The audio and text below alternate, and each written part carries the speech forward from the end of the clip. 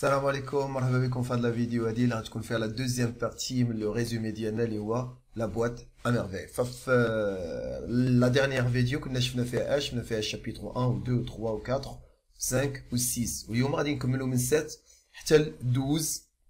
نتمنوا انه هذا لو ريزومي هذا ينال الرضا ديالكم وانه الى عجبكم نصحوا به التلاميذ ونصحوا التلاميذ بزاف انهم سواء يتقيدوا عندنا في لي كور دو سوتيان ou là يتفرجوا في la chaîne ديالنا. Alors, on va commencer avec le chapitre 7. Les wa concernant quoi? Concernant 2 jours avant Ashura, un seul jour avant Ashura et le jour même de Ashura.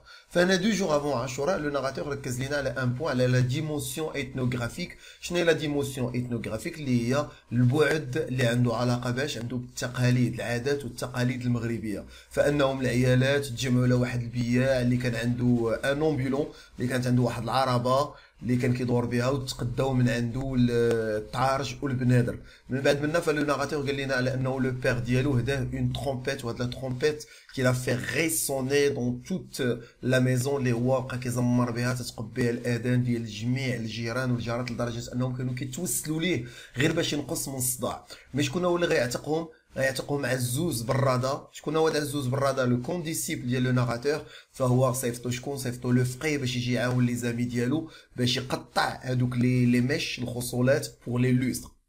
فهاد العمل هذا غيبقى شاد لو ناراتور حتى لا فان د لا جورني، حتى لو كوشي دو سوليي، ومن بعد غادي يرجع للدار ديالهم، غادي يلقى لا مير ديالو اونويي. اشنا هو اللي مقلقها؟ اشنا هو اللي غاضبها؟ على انه لو بترول دو سا لامب ا ايتي ايبويزي ولا سيتي ايبويزي، يعني سميتو البترول الغاز اللي كان عندها ديال البوله ديالها فهو تقادا. شكون هو اللي غيتكلف انه يجيبو؟ فهو دريس العواد. وسيدي محمد تا هو غيتسخر لا كنزه، غادي يدي لها واحد البغان دو مونت، واحد القبطه ديال النعناع على الاثر ديالها، غادا تريكومبونسي، غتعطيه واحد الحفنه ديال لي سيزام ديال الجنجلان اولا ديال زرع الكتان. باغ لا سويت في لو لوندومان ماتان معلم عبد السلام كيعلم الابن ديالو لانه ما يمشيش للمسيد باش يمشي معاه فين للسوق. اول حاجه للسوق باش يشري ليه دي جوي، يمشي معاه عاوتاني للشماعين يشري ليه شمعه، وعاد باش يمشيو عند سي عبد الرحمن لو كوافور اللي هو لو كوافور جينيرالمون باش يحسن. فانا في هذه النقطه هذه لو لوندومان ماتا كيقول لنا على انه مشى مع الاب ديالو. اول حاجه مشاو للسوق مولاي ادريس. اشنو داروا في السوق مولاي ادريس؟ ايزون اشتي دي جوي. سيدي محمد اللي كان دقيق واختار لي جوي ديالو بعنايه، فاختار اون ترومبيت، ان طومبور ان بيتي شاريو. ترومبيت، طومبور اي ان بيتي شاريو، يعني خدا لينا واحد الزماره ثانيه، خدا لينا ان طومبور، خدا طمطم، وخدا واحد لو شاريو. من بعد منو التاجئوا لاش للشماعين، من الشماعين شرا لينا واحد ان سيرج، شرا واحد الشمعه كبيره اللي غيبغيو يهديوها لمن لو فقيه. ومن بعد هاد المقتنيات هادو فمشاو عند من عند السي عبد الرحمن اللي كان لو كوافور اللي كان بافار كثير الترتره، وكان هو كوافور وكان حلاق وحجام. علاش؟ حيت ما كان كيدير واحد الحجامه اون سينيي كان كيديرها لواحد لونكل حماد اللي كان كيعاني من عده الام. ومن بعد كانت عندنا واحد الترتره بقى عاوتاني كيترتر مع من؟ مع السي احمد اللي هو فيس ديال السي عمر لو نوتير بخصوص الزواج ديالو مع سميتو مع واحد الفتاه. وهذا السي احمد هذا اللي ما كانش عارف بزاف ديال الاشياء على الزواج ديالو. وعاوتاني هنا السي عبد الرحمن كيتدخل وكيقول على انه همت الاطفال وهمت هاد الشباب غيكون عندهم القدره انهم يختاروا، فراه هاد الشيء اختيارات تاع الاباء، ولا انه الزواج في الاصل فهو باش يربطوا علاقه قرابه ما بين جوج ديال الاسر، وانه يكون الواحد يدير اولاد صالحين. فانا جات النوبه ديال سيدي محمد باش يحسن، ولكن مع ذلك كان خايف من هاد السي عبد الرحمن. علاش؟ حيت ما هو اللي غيطهرو. فمني حسن ليه فهو ادى ليه الراس ديالو، الشيء اللي خلى الاب انه يسرع بلا ما يحسن هو يهز الابن ديالو ويردو للدار. الابن من بعد ماكله فهو هز الزماره ديالو الطمطم ديالو وخرج يلعب في الزنقه. وهنا فانا كندخل لينا واحد لابارتي اللي كانت ايرونيك اي كوميك على فوا. فانا قال لنا على انه زينب كانت عندها واحد المينيسكول طومبوران، كانت عندها واحد الطعيريجه صغيره، كانت هي ما تضرب فيها ما غتسمع والو. باغ كونطخ هو شنو عنده داك الطمطم ديالو، عنده الزماره ديالو اللي كيسمع بهم مزيان. فهو لعب حتى الليل ومن رجع للدار ديالهم فالام ديالو دارت ليه واحد لو بان اللي كان دولوغو، عوماتو مزيان، ومن بعد منها مشى ينعس. فلو لوندومان معاش فاق مع 3 ديال الصباح. هذا هو لو لوندومان، هو النهار ديال عاشوراء. فاق مع 3 ديال الصباح فيقاتو الام من واحد النوم اللي كان فيه عميق، اللي كان فيه لطيف. ولكن من بعد فهو ارتدى الملابس الجيده ديالو، الملابس الجديده ديالو. فهاد الملابس هادو كانت رائعه، وتخيل راسو على انه راه ولا امير اسطوري. ولكن المشكله اللي كانت عنده هنا هو انه هاد الملابس ما كانتش قدو، نيتي با ساتاي، على درجه انه قال لنا كيتحرك بالبلغه كتخرج ليه من رجليه.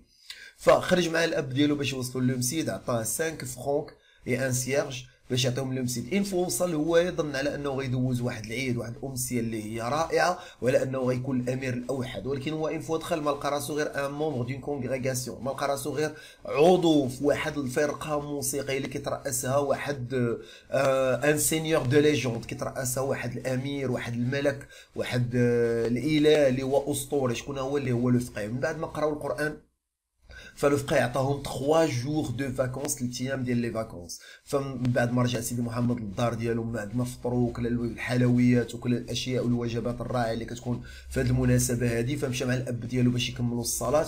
والام ديالو علماتو على انه لو بروغرام دو لابريميدي، على انه راه غادي يمشي سيدي محمد هو والام ديالو عند لاله عائشه. مي لاله عائشه كتقلب لهم هذا لو بروغرام اللي كتجي عندهم، وكتبقى تعاود قصص، كتبقى تهضر على كل دار فيها خديجه ومجموعه الاشياء. هضرت على الازدهار ديال ديال الحركه وديال العمل ديال الزوج ديالها. سيدي محمد شداتو واحد الرغبه، مابقاش باغي يتصنت لها الترتره هادي، بغى يطلع للسطح ويلعب بالطنطام ديالو ويلعب بالزمار. وكاين الام ديالو غادا تمنعو، غتخليه في حاله وحده في اللحظه اللي لاله عائشه غتبغي تعاود لها واحد السر، عاد غتسمح الابن ديالها يطلع للسطح ويكونوا هادو هما لي زانفورماسيون ديال لو شابيتر 7. الوغ شابيتر 8، فهنا من بعد الاحتفالات والايام الرائعه اللي دازت في لو شابيتر 7، فالشابيتر 8 قال لنا انه عنده علاقه باش عنده علاقه بليتي. ليتي اللي هو فصل الصيف. تقيل هاد فصل الصيف هذا كانت فيه لاباريسيون دي زانسيكت، كان كان ظهور ديال الحشرات، في جميع الحشرات في الدار. فالام دارت واحد الحرب عالميه، اون غير اشارني افيك دي ميثود بروتال، فاستخدمت فيهم طرق وحشيه باش تقضي على هاد الحشرات اللي خرجوا ليها. وبالضبط خرج ليها لي موش، وخرجوا ليها حتى لي بونيز، يعني البرغوث او البق مع الدبان. سيدي محمد توقع عنده تغييرات بحسب الصيف، فهما لو مسيد اللي ولا بالنسبه لهم ضيق وسخون بزاف، فما بغاو يحولوا، فهما تحولوا فين؟ تحولوا لواحد لو بوتي سونكتوير اللي كان ديال واحد سيدي اللي ما معروفش. هذا السيدي هذا اللي كانوا كيجيو عنده العيالات من كل حدب وصوب، كيجيو باش يديروا عليه 7 فوا لو تور. هاد العيالات اللي باغيين يتزوجوا في العام كانوا كيديروا عليه 7 دورات. قال لنا على انه هذا لو سونكتوير كان رائع، كان بارد، وكانوا كيديروا فيه حتى الصلاه ديالو، يعني كيتوضاو فيه وكيصليو فيه. فسيدي محمد بسبب التغيير هذا ديال الاجواء ولا بيانفيونس ديال لو فقي في هذا لو سونكتوير هذا، ولاو عنده تاثيرات ايجابيه، ولات عنده تاثيرات ايجابيه على الصحه ديالو وعلى حتى الذاكره ديالو. قال لك على انه الذاكره ديالو ولات كدير معجزات، لدرجه انه ولا كيقرا غير مره واحده كيفهم، لدرجه على انه لو فقيه من يتلاقى مع الاب ديال سيدي محمد اللي هو معلم عبد السلام، قال لي الا ولدك بقى كيقرا بنفس الحماس وبقى كيقرا بنفس الرغبه، فغادي يولي واحد العالم. تقين مي سيدي محمد في الاب رجع للدار هو غونفلي دورغوي. سيدي محمد ملي سمع هادشي ما بغاش، قال لك هو كيقرا بوغ دو ريزون. لا بروميير ريزون، السبب الاول اللي كيقرا على قبله، فهو pour faire plaisir à ses parents. قال لنا على انه il me semble que mes parents m'ont aimé davantage، على انه كيبان لي انه الاباء ديالو كيبغيوه اكثر الا كان كيقرا. وعاوتاني pour éviter la rencontre avec la lancinante baguette de cognacier، باش يتفادى داك الضريب ديال العصا ديال لا باغيت دو كونياسي. من بعد هذه النقطه هذه فقال لنا هويا فالاب عاوتاني تا هو علمنا على انه مع الحضور ديال ديال فصل الصيف، فهو بدل. كان صانع اثواب ديال الجلابه ولا صانع اثواب ديال الحيك. وعلم الام ديالو على انه لاله زبيده على انه راه شحال وهي كتطلب فيه بغات مجوهرات، فجا الوقت الملائم اللي يقدر يهدي ليها المجوهرات اللي هما سولي اي لون، او لا لون اي سولي او اي ارجون، فهما قمر وشمس اللي هما من الفضه ومن الذهب. سيدي محمد ملي سمع هذه المعلومه هذه من عند الوالدين ديالو، فتا هو بدا كيتخيل لينا اشنا هما انواع المجوهرات. فقال لك على انهم كاينين جوج الانواع تاع المجوهرات، كاين المجوهرات ديال كل نهار، المجوهرات اللي هما عاديين، وكاين المجوهرات تاع المناسبات. وباش يكونوا المجوهرات رائعين خصهم يكونوا مصاوبين بحب، ولا كانوا رائعين غيكونوا بحال الورود. هاد الكلمه ولا هاد الجمله غيسمعوا الاباء ديالو فغيبداو يضحكوا. الشيء اللي غادي يقلق سيدي محمد وما يعجبوش الحال على انه الاباء ديالو او الناس الكبار بصفه عامه ما كيحاولوش يفهموا الافكار ديالو. فانا قال لنا على انه فوالا في واحد اليوم من بعد العصر فمشى معلم عبد السلام لاله زبيده وفاطمه البزيويه فين مشاو للسوق دو بيجوتري. علاش؟ باش يشري معلم عبد السلام سميتو المرتو يشري ليها لي براسلي لون اي سولاي. هنا غيتلاقى مع واحد لو دلال ان ميك خايون دونك كي نيتي با اونيت. فواحد الدلال واحد الوسيط اللي ما كانش شريف، فهو زاد على معلم عبد السلام في الثمن، غير الثمن وزاد عليه في الثمن، الشيء اللي ادى انه معلم عبد السلام يتضارب معاه. معلم عبد السلام عطانا اون غيزون علاش مضاربه معاه، قال لنا جي كوريجي سو ميك كرايون كي ا ايسيي دو لوي جوي ان تور. فهو صحح هذا لو ميك كرايون هذا، عاود ليه التقويم ديالو. علاش؟ حيت ما هو كان غير شريف وكان باغي يقولب معلم عبد السلام. ففي وسط المضاربه هذه سيدي محمد ولا لا زبيده رجعوا لدارهم هما كيبكيو. مي في المساء رجع معلم عبد السلام وجيب معاه لي بغاسلي. فالام ما قبلتهمش، خداتهم ا كونتر كور، خداتهم بزز منها، قالت الراجل خاصك تعاود تبيعهم راه غادي يجيبوا لنا غير الشؤم للدار. مي معلم عبد السلام ما تيقاش وقال لي احتفظي بلي بغاسلي. من بعد هذه النقطه هذه فسيدي محمد كطيح لينا مريض بحسب هاد الاحزان هادي. ولاله عائشه حتى هي كتجي كتبغي تعاود لاله زبيده المشاكل ديالها. لاله عائشه اللي الزوج ديالها تزوج عليها، خدا اون دوزيام ايبوز اللي هي لا في ديال السي عبد الرحمن لو كوافور. سيدي محمد يسمع كاع هاد الالام هادي تزاد عليه الحال لدرجه انه بدا كيرجع وطلعت عليه الحمى. فلو شابيتر سويفون اللي هو لو شابيتر 9 سيدي محمد باقي اليتي، باقي في الفراش، باقي ناعس. كيجي الاب معطل في الليل اللي هو كله مزنق وكله تعب، كيتحضر على سيدي محمد، كيقرا عليه بعض الادعيه. كتجي الام كتحط العشاء. سيدي محمد قال لنا على انه هذا العشاء كان هو اتعس عشاء في حياته. علاش؟ حيت مع والديه ما كلاو ما دواو. فمعلم عبد السلام مني ما كلاش، الام جمعت الطابله حطات عاوتاني اتاي. فهنا قال لها على انه خاصها تقتصد في اتاي وتقتصد في السكر، حيت ما هو طيح الفلوس ديالو وانه راه ولاو دابا فقراء يولي صعيب عليهم انهم يشريو السكر. فالام ما تقبلتش هذا الوضع هذا، بدات كتندب، بدات كتركل، بدات كتنتف في شعرها. الاب باش يقنعها استخدم حجج اللي عندهم علاقه بالدين، على انه كل مؤمن مصاب، ولا انه الله تعالى اللي خلقنا ما غينساناش في هذا لو سونس هذا. ومن بعد اقترح عليها الحل ديالو ديال انه راه غادي يمشي لي زونفيرون دو فاس، يعني يمشي لو فيلاج ناتال ديالو، يعني لوان دو 50 كيلومتر بور ترافايي en tant que moissonneur. يمشي يخدم اوفريي مواسونيير ولا اوفريي مواسونير، يعني يمشي يخدم في الحصاد، ولا انه غيحاول ما يخسرش فلوسه نهائيا وغيجمع الفلوس باش من يرجع يدير المحل ديالو. فالام غادا ترفض، غادا تقول لي لا كيفاش كتجرأ تخليني مع الطفل المريض. مي معلم عبد السلام غيقول له واش بغيتي تكوني موضوع السخريه، واش بغيتي تكوني موضوع الشفقه. فهنا ما غادا تقدر تقول حتى شي حاجه، غادا تقبل، حيت معايا عاوتاني غادا تقترح عليه انه ياخذ كريدي. فمعلم عبد السلام غيقول له انه من المستحيل يهبط راسو ويهبط يدو تيتسلف من عند دوك السراقه. فهنايا فكيقرر على انه راه غادي يمشي لي زونفيرون دو فاس باش يخدم تما كاينه اون طونك مواسنور. ولكن قبل من هذا غادي يقرر على انه يدي لي بغاس اللي يبيعهم باش يخلي لمرتو، حيت ما هو بقى عنده لا فلوس لا والو، باش يخلي لها الفلوس باش هي تقدر تصرف في الغياب ديالو. فمن بعد ما غيمشي الاب لو سور لوندومان، يعني يومين من بعد منا غادي يمشي الاب. فسيدي محمد ما غادي يصح من المرض ديالو حتى غتجيب لي فاطمه البزيويه واحد لا سوب غيريسونت اللي هي من لا مونت سوفاج، اللي هو من النعناع اللي هو بحال البور، نعناع البور. فمصوبه لي واحد لا سوب اللي كتسمي اللي سميتها قالوا لنا سميتها تدفي. فهو اين فاش شربها حس براسو شويه. فالام ديالو مشات عند لاله عائشه، لاله عائشه باش تسالها شويه على الالام ديالها. سيدي محمد قال بوحدو الشيء اللي زاد عاوتاني دهور ليه الصحه ديالو. ففي وسط الغياب ديال الاب ديالو سول الام ديالو شحال المده ديال الشهر. فالام قالت لي على انه غادي تكون ليترنيتي، يعني صعيب عليهم باش يجيو. فسيدي محمد كيدوي على الاب اللي كيمثل القوه، الاب اللي كيمثل السلطه في الدار، الاب اللي كيمثل الحنان، الاب اللي كيمثل السلام، الاب اللي كيمثل الحمايه. فهادشي كامل دو عليه. وهنايا كينتهي عندنا لو شابيتر 9. في لو شابيتر 10 لاله زبيده ولاله عائشه قرروا باش يمشيو يزوروا السيد العرافي اللي هو ان فويون افوغل. السيد العرافي ان وصلوا عنده قال لهم على انه هو راه مالو، راه ما كيتنباش، لا يعلم الغيب الا الله، ولكن هو كيحاول غير يواسي ويحاول يعطي بعض الحلول. فاقترح على سيدي محمد من بعد ما جبد من واحد لو بانيي ديالو ديال هاد السيد العرافي، عنده واحد الكفه فيها مجموعه تاع الاشياء، جبد منها اون بول دو فيغ، جبد منها بيه. فقال لي سيدي العرافي على انه خاصو يقلب في الداخل ديالو على الحلول. في الماء يلقى راسو مقلق، يلقى راسو حزين، يرجع للنفس ديالو، يرجع للداخل ديالو غيلقى الحلول. فمن بعد منه جات لاله عائشه اللي جبدات ان بوتي كوكياج، جبدات واحد الصدفه، واحد القشره تاع بوزروك صغيره، فقال لها سيدي العرافي على انه راه عندها قلب اللي هو يا جينيرو اللي هو كريم، ولا انه العش ديالها راه غيعاود يتجمع، ولا انه ديما كيكون الجو رائع من بعد الشتاء. فجبدات جات لاله زبيده اللي جات كتجبد حتى هي من ديك القفه، جبدات منها اون بيرل نوار. فسيد العرافي قال لي على انه اولياء الله الصالحين تاع المدينه ولا تاع هذه المنطقه هذه فهم كيهديو الحمايه ديالهم، ولا انها خاصه تزور هاد اولياء الله الصالحين. فالام ملي غترجع للدار غتاخذ جوج القرارات. القرار الاول انه ما غاداش تقول للجارات ديالها لانه مشات عند الشواف مخافه انها تادي المشاعر ديال لاله كنزه، واصلا هي ما كتثقش في القدرات ديالها. وثاني حاجه بور نو با ديفوالي سي سوكري، باش ما تخرجش الاسرار ديال الدار ديالها. من بعد هذه النقطه هذه فهي قررت القرار الثاني انها تشد سيدي محمد معاها في الدار. علاش؟ حيت مع سيدي محمد مازال باقي مريض، وهي بغات اللي يونسها في الدار ويمشي معاه عند اولياء الله الصالحين، وتبغي تطبق النصيحه ديال سيدي العرافي.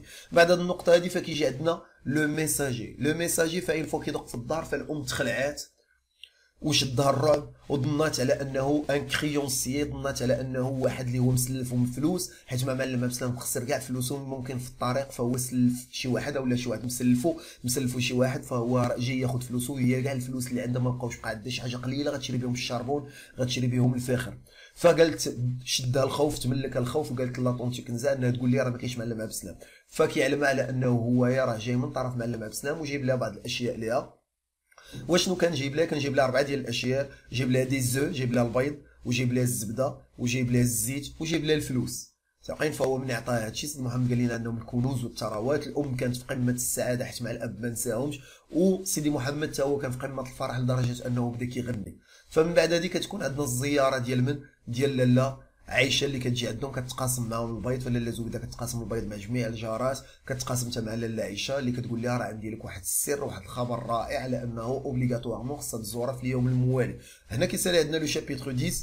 لو شابيتر 11 فهنا كيمشيو، كتمشي سيدي محمد ولا لاله زبيده كيمشيو عند لاله عائشه اللي كيلقاوها مطيفه مع الدبان، بعد كتحط الصينيه ديالها، كيبداو عاوتاني لي بوتان لي كوميراج ما بين لي فام. فاذا بهم كتجي سلامه لا ماريوز بروفيسيونيل. هاد السلامه دار لها سيدي محمد اون ديسكريبسيون اللي هي دي فالوريزونت، قال لها كان عندها دي با ماجسترال، كان عندها خطوات اللي هي ملكيه اللي هي عظمه، يعني كتضرب خطوه كتقادي فيها البيس. ثاني حاجه فهي كانت سمراء. ثالث حاجه كان عندها موسطاش، وعندها جوج سنان خارجين لقدام وصفرين. فكذا المفروض لها اون ديسكريبسيون كان دي فالوريزونت. اون بليس دو سا كان عندها اون فوا دوم، كان عندها صوت الرجل. علاش جات السلامه؟ باش عاودنا لينا اول حاجه طلبات السماح من العيشه، حيت ما هي اللي نظمت الزواج ديال راجلها اللي هو مولاي العربي. وثاني نقطه اللي كانت عندنا اللي هي جات باش تعلم اشنو هما لي سيركونستونس ديال الزواج، انه طلب منها انه يتزوجوا. وثاني حاجه اللي هما المشاكل اللي عنده في الاسره في الدار. فكانت هاد